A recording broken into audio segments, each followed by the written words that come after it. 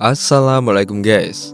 Ya, seperti biasa kali ini Mimin akan bahas film yang unik-unik.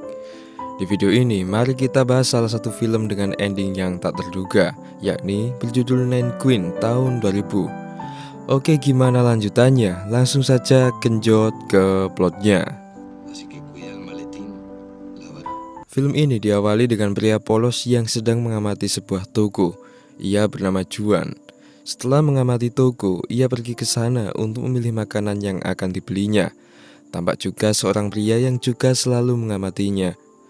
Juan pergi ke kasir untuk membayar, namun mesin kalkulator rusak sehingga pemilik toko harus menghitung secara manual. Total belanjanya $5. Juan memberikan uang $10, namun kasir meminta Juan untuk mencari pecahan uang yang lebih kecil. Dari sini, triknya dimulai. Juan beralasan bahwa ia punya uang yang pas setelah kasir membelinya kembalian senilai $5. Lalu ia mengambil kembalian sekaligus uangnya yang totalnya $15 itu dan menghitungnya kembali di hadapan kasir, seolah itu uangnya sendiri. 40, 50. Kasir awalnya agak curiga sebenarnya, tapi ia terhipnotis oleh kesopanan Juan. $15 ia berikan kepada kasir dan kini ia meminta kembalian $10. Triknya berhasil dan Juan pun berhasil berbelanja tanpa mengeluarkan sepeser uangnya. Namun saat ia OTW pergi, karyawan lain mendadak datang. Ternyata itu adalah korban dari penipuan Juan yang telah mengincarnya.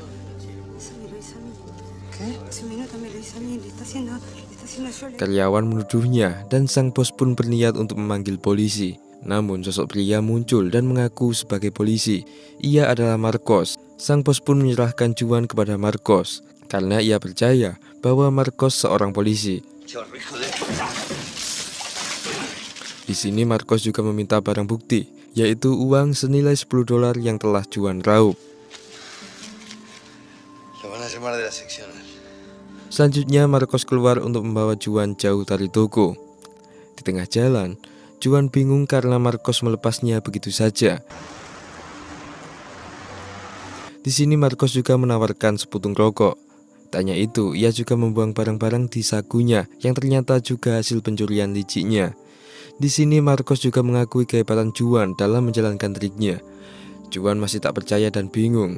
Namun Marcos meyakinkan Juan bahwa ia benar-benar penipu dengan menunjukkan bahwa pistol di sakunya itu hanyalah pistol mainan.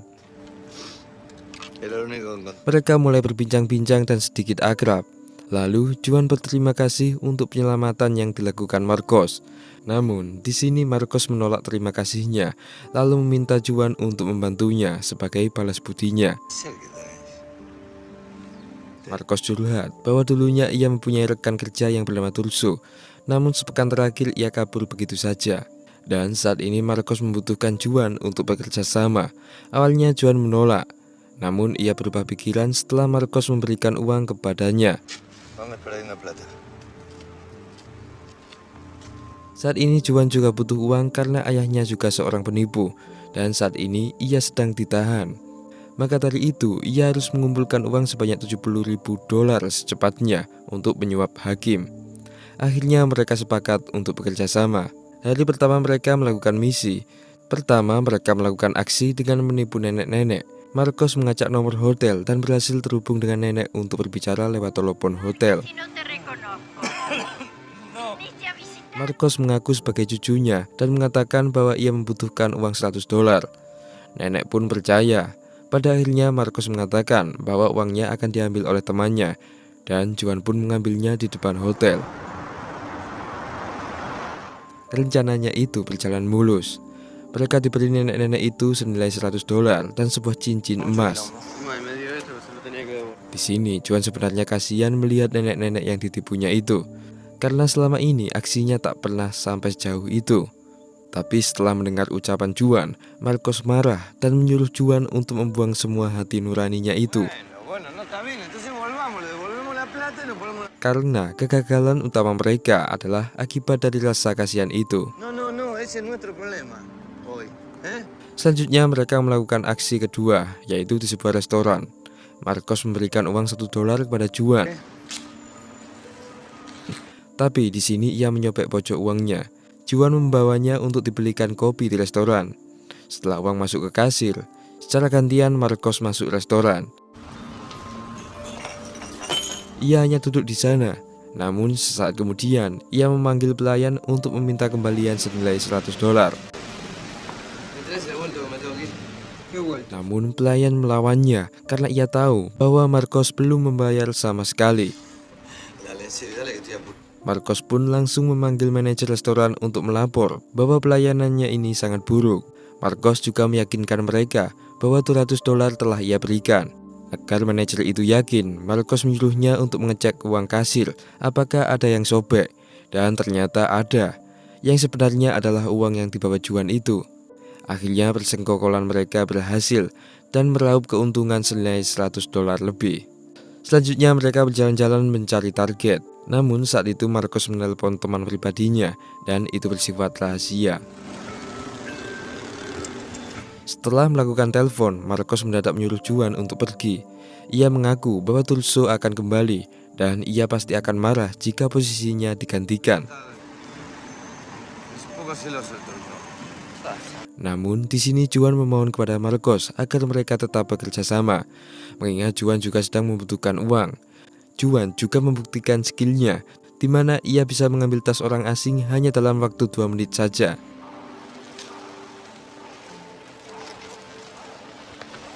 Melihat itu, Marcos pun memberi kesempatan kepada Juan. Selanjutnya, Marcos membawa Juan ke sebuah wilayah, di mana di sana ternyata dipenuhi oleh para penipu. Esperando a alguno con el maletín del lado de la calle. Aquel. Está marcando puntos para una salidera. Están ahí, pero no los ves. Bueno, de eso se trata. Están, pero no están. Mereka semua bersekongkol untuk melancarkan aksi mereka dengan mulus. Bahkan, satpam di sana juga bersekongkol dengan penipu. Setelah mengetahui itu, Marcos membawa Juan ke kantornya. Marcos juga mendapat kabar bahwa adiknya yang bernama Valeria sedang membutuhkannya. Mira vos. Setelah makan siang, Juan dan Marcos pun berangkat menuju kantor tempat Valeria bekerja. Juan juga kaget ketika melihat hotel yang megah tempat Valeria bekerja. Ternyata Marcos juga memiliki adik yang bekerja sebagai pelayan hotel. Juan dan Marcos memasuki hotel untuk bertatap muka dengan Valeria. Namun Valeria dan Marcos tampak tak akur. Setelah bertemu, Valeria langsung menagih hutang Marcos. Namun Marcos terus beralasan bahwa ia masih tak punya uang. Namun di sini bukan itu masalah utamanya. Di sini Valeria memanggilnya karena terusik dengan seorang pria tua yang selalu menghampirinya untuk mencari Marcos. Valeria pun membawa mereka menuju kamar tempat pria tua itu. Sebelum itu, Valeria juga mengatakan bahwa dirinya akan menikah 1 tahun lagi, lalu meminta restu kepada Marcos. Saat Marcos dan Juan memasuki ruangan, ternyata pria tua itu adalah Sandler, yaitu rekan lama Marcos yang telah meninggalkannya 6 tahun terakhir. Di sini, Juan juga memperkenalkan dirinya kepada Sandler. Namun di sini yang lebih mengejutkan, ternyata Sandler mengenai Juan. Juan pun bingung, padahal mereka tak pernah bertemu sebelumnya. Namun Sandler menjelaskan bahwa dirinya sudah kenal ayahnya ketika Juan masih berusia 12 tahun. Di sini, Marcos memotong pembicaraan mereka dan langsung menanyakan apa yang membuat Sandler mencarinya. Sandler menunjukkan sebuah koper yang berisi koran yang menggambarkan wajah kolektor kaya raya, yakni Ken Love. Ken Love membuat pengumuman di mana siapa saja yang memiliki perangko kuno, maka dia akan membelinya senilai $500.000. Sandler memberitahu mereka bahwa saudari iparnya yang bernama Berta memiliki perangko kuno asal Jerman. Perangko ini sangat langka, tapi itu mustahil jika mereka merebutnya begitu saja. Namun di sini Sandler mengaku bahwa dirinya sempat memfoto perangko itu, lalu ia buat duplikatnya sedemikian rupa. Detail dan kertas yang ia buat sama persis seperti aslinya. Sandler ingin menyuruh Marcos untuk menjual perangko palsunya ini kepada Ken Love, dan perangko palsunya ini harus terjual sekarang. Sandler mendapat info bahwa Ken Love akan terbang menuju Venezuela, jadi kemungkinan besar ia tak punya banyak waktu untuk meneliti perangko itu di labnya. Ia yakin pasti perangko itu akan terjual. Jika berhasil terjual, maka Marcos dan Juan masing-masing mendapatkan 20%-nya. Saat itu, sifat tamak Marcos pun keluar. No aprendo más, Lalu ia mengancam Sandler bahwa mulai sekarang ia yang berhak membagi hasil. Jika Sandler menolak, Marcos mengancam akan membuang perangko palsunya itu. Sandler pun mengalah dan menyetujui kesepakatan Marcos. Karena saat itu Sandler juga sangat membutuhkan uang untuk pengobatan asmanya. Sandler pun memberi petunjuk bahwa perangko palsu itu ia simpan di amplop kuning di kamar istrinya. Ketika akan melakukan aksi, Juan merasa takut karena ini sangat berisiko besar. Namun Marcos meyakinkan bahwa inilah kesempatan emas mereka. Marcos yakin bahwa karya Sandler pasti mirip seperti aslinya. Di sini Juan menanyakan berapa upahnya. Tapi Marcos berkata bahwa ia tak akan membagi hasil kepada Juan. Juan pun sempat kecewa dan terus memohon kepada Marcos, mengingat ia juga masih membutuhkan uang secepatnya. ¿Entrar a dónde? Al negocio. Namun pada akhirnya Marcos sepakat untuk memberikan Juan 10% jika misi ini berhasil. Walau tak sebanding, tapi Juan tetap menerimanya. Selanjutnya mereka berangkat ke rumah Sandler untuk menemui istrinya. Ternyata istri Sandler sangat galak. Mi marido no está. Sí, ya lo sé. Precisamente él nos dijo. Ratusan alasan mereka keluarkan, namun ia masih tak percaya. Namun Juan mendapat ide, di mana saat itu ia melihat tabel silsilah keluarga Sandler. Fuera le digo. Yo no como Juan tahu bahwa istri Sandler pasti sangat sensitif dengan kota Entre Rios, yaitu kota kelahiran orang tuanya. Juan pun membuat alasan bahwa dirinya sedang mengambil amplop kuning yang berisi foto ibunya. Istri Sandler pun menanyakan orang mana dia. Juan menjawab bahwa ia berasal dari Entre Rios. Ella es algo del rabino Meckler de Basavilbaso. La prima hermana. Mendengar itu, hati istri Sandler itu pun terbuka dan akhirnya mereka mendapatkan amplop berisi perangko palsu itu. Di sini Juan meminta upah tambahan karena berkatnya amplop itu bisa diambil. Namun Marcos tidak setuju dan tetap memberikan Juan sesuai kesepakatan awal. Saat itu mereka juga ditetangi oleh Washington, yaitu seorang penjual amunisi. Namun Marcos malah menyuruhnya untuk pergi. Karena kasihan, Juan kembali memanggilnya untuk membeli sebuah HP. Selanjutnya mereka menuju hotel, tempat Gandalf dan anak buahnya meeting. Ketika Gandalf beranjak dari tempatnya, Juan dan Marcos mulai mengikutinya. Gandalf pergi ke kamar mandi. Sementara Marcos berdiri di samping toilet untuk saling telepon dengan Juan, membahas soal perangko langka itu. Tujuannya adalah untuk memancing Gandalf agar tertarik dengan perangkonya. Beberapa saat kemudian, seorang polisi datang menyerang Marcos dan berdebat soal perangko itu. Polisi ini juga menodongkan pistol ke arah Juan. Gandalf pun keluar toilet lalu meminta identitas mereka. Polisi menunjukkan identitasnya lalu mengajak Marcos untuk menjauh. Ternyata polisi ini telah disuap oleh Marcos untuk mengatakan bahwa perangko yang ia jual itu resmi dan legal. Gandalf pun tertarik dengan perangko yang dimiliki Marcos, sehingga esoknya mereka bertatap muka untuk membicarakan perangko itu. Setelah bertemu dan sepakat, Gandalf mengundang Marcos dan Juan ke hotelnya untuk melakukan uji keaslian perangko.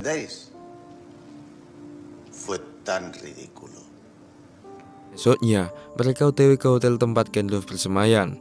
Di sini Juan juga masih memperdebatkan soal upahnya. Namun lagi-lagi Marcos hanya memberi Juan 10%-nya saja.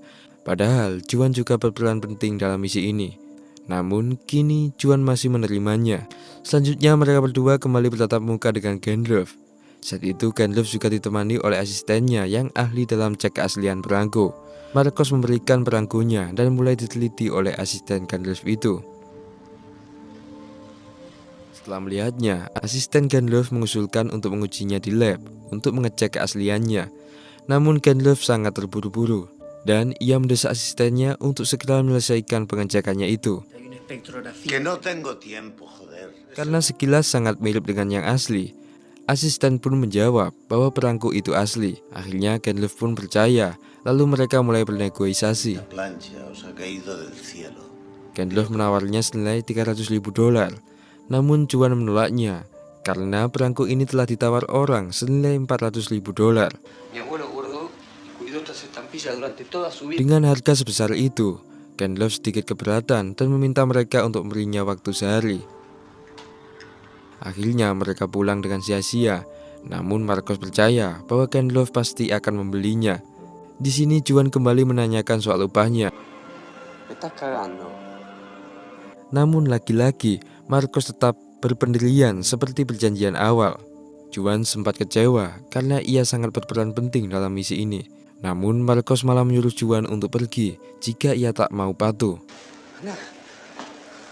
Chao, que te vaya bien. Mengingat masih membutuhkan uang, lagi-lagi ia menerima apa keputusan Marcos. Mereka berdua OTW pulang, namun di tengah jalan, Marcos dihadang oleh si pengecek perangko tadi. Di sini ia meminta bagian 15% kepada Marcos karena ia telah membantu Marcos. Ternyata ia sengaja mengatakan bahwa perangko itu asli hanya untuk mendapatkan upah dari Marcos. Padahal sebenarnya ia tahu bahwa perangko itu palsu. Sini Marcos menolak untuk membelinya. Tapi si ahli perangko itu mengancam Marcos bahwa ia akan mengatakan yang sebenarnya kepada Gandalf.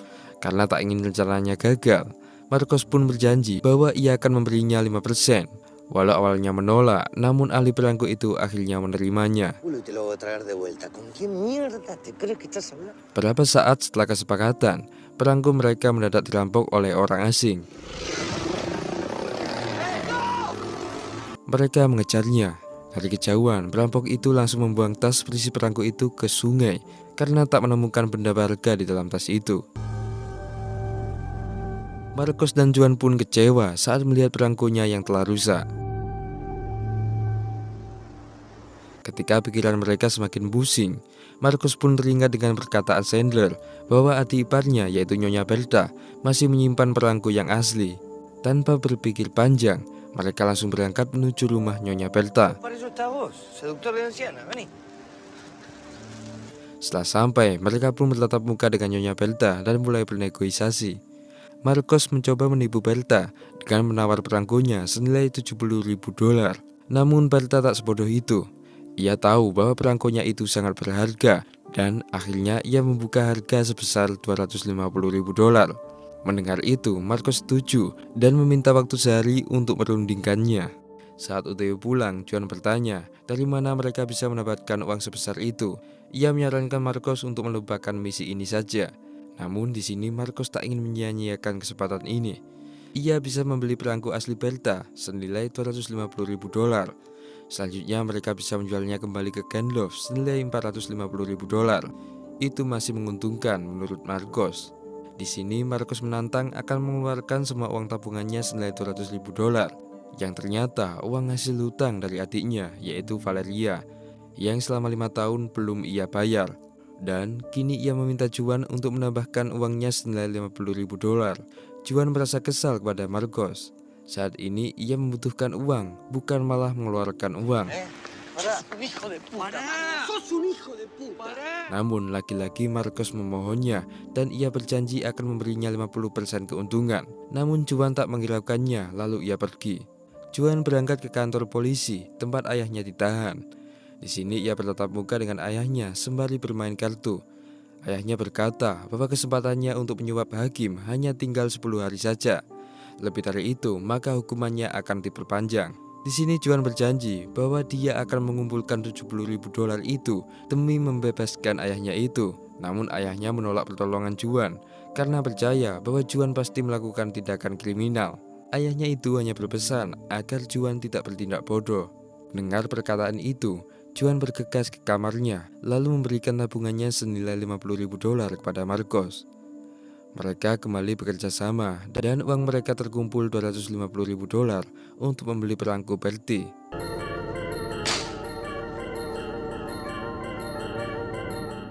Setelah mereka berhasil mendapatkan perangko itu, mereka pun OTW menuju hotel tempat Gandalf bersantai. Namun setelah sampai, Valeria tiba-tiba menghadanginya. Marcos dan adiknya itu hampir bertengkar karena memperdebatkan soal hutang. Namun kali ini Juan membela Valeria. Di tengah ketegangan, Gandalf pun datang. Namun di sini Gandalf tampak naksir dengan Valeria. Marcos pun menggiring Genlove untuk membahas transaksi perangkonya. Genlove setuju untuk membelinya senilai $450.000, namun dengan syarat Valeria yang membawakan perangkonya. Solo una noche. Esta noche. Jika tidak, maka Genlove akan membatalkan transaksi ini. Ini keputusan yang sulit bagi Marcos. Namun pada akhirnya ia nekat menyuruh Valeria untuk memberikan perangkonya. Marcos berjanji akan memberinya 30% jika ia mau menjalankan tugasnya. Dengan terpaksa, Valeria pun pergi ke kamar Genlove untuk melakukan transaksi. Sebenarnya Marcos juga kasihan ketika tahu bahwa adiknya sendiri akan digenjot. Sembari menunggu, Juan dan Marcos bersantai di ruang tamu. Di sini Marcos tertidur pulas sampai pagi. Ketika terbangun, Marcos sudah melihat Genlove dan timnya yang siap untuk melakukan penerbangan. Marcos mengejarnya untuk menagih uangnya. Namun Genlove berkata bahwa ia telah memberikan cek sebesar $650.000 kepada Valeria. No sé cuánto le toca a ella, pero sea lo que sea. Marcos pun sempat kaget mendengarnya karena ia tak memberinya tunai. Namun saat itu Genlove terburu-buru untuk pergi. Selanjutnya Marcos langsung mencari Valeria untuk mengambil cek. Di sini Marcos memaki-maki Valeria mengapa ia mau menerima cek itu. Bisa saja cek kertas yang diberikan Genlove itu palsu. Namun Valeria yakin bahwa cek itu asli dan Marcos bisa mencairkan uangnya di bank. Pada akhirnya Marcos dan Juan pun pergi ke bank untuk mencarikan uangnya. Namun sesuatu yang mengejutkan terjadi. Marcos melihat bank swasta itu yang sedang didemo oleh para nasabah.